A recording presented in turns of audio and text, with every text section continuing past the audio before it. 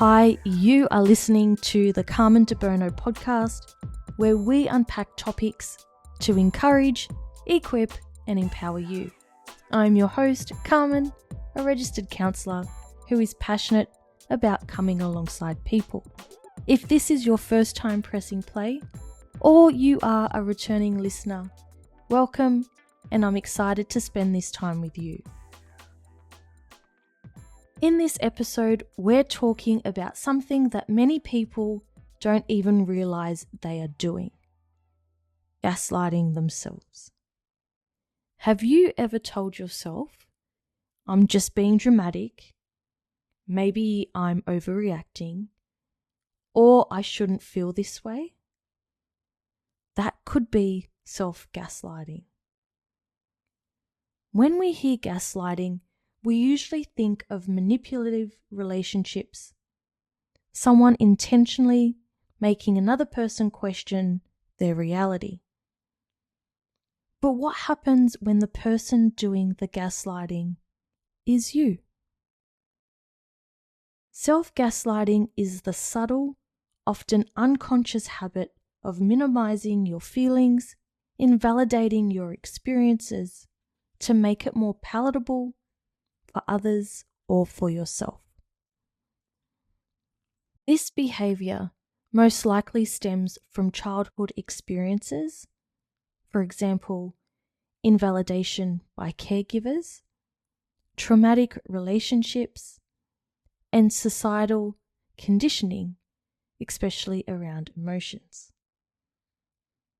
It can be shaped by messages such as, "You're being too sensitive," "It wasn't that bad," "Other people have it worse," or "You're just overthinking it."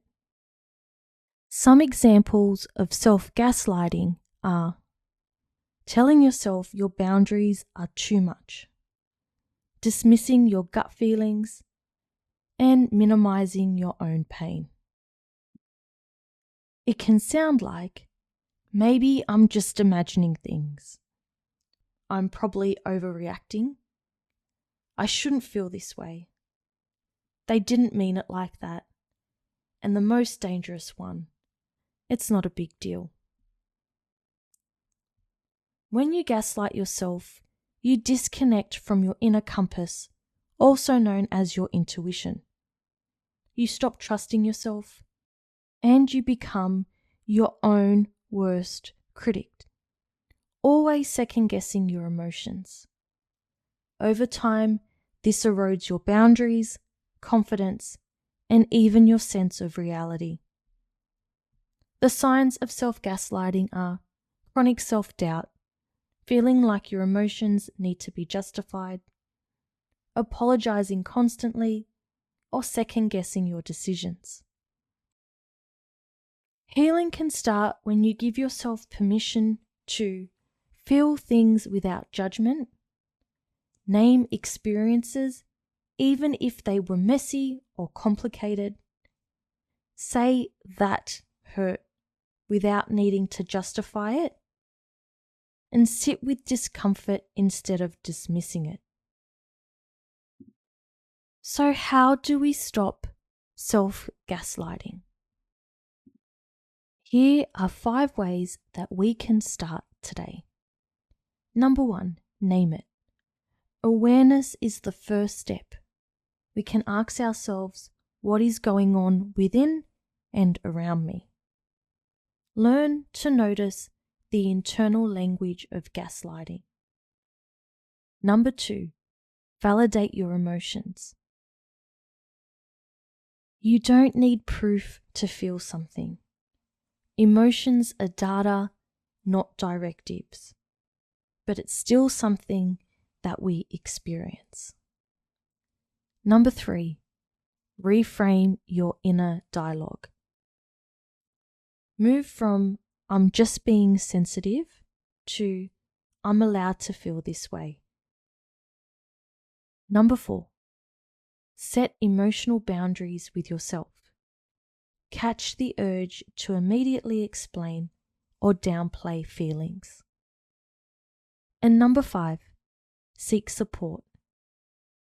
Therapy or talking to a trusted friend can be beneficial. Journaling can also help express oneself and see any patterns at play. Was there a recent time where you dismissed your feelings? What did you tell yourself in that moment?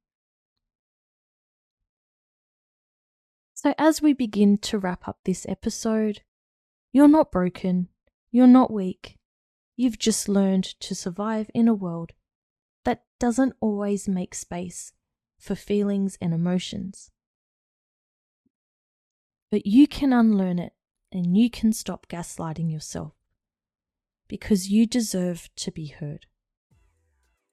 I am grateful for the opportunity to come alongside you. If you know someone who might benefit from hearing this episode, why not share it with them? You can subscribe to the podcast so you don't miss an episode. And if you are listening via Apple Podcast, I would be most grateful if you would leave a review. For more content, head over to carmendebono.com.au, and I look forward to coming alongside you again on the first Wednesday of the month.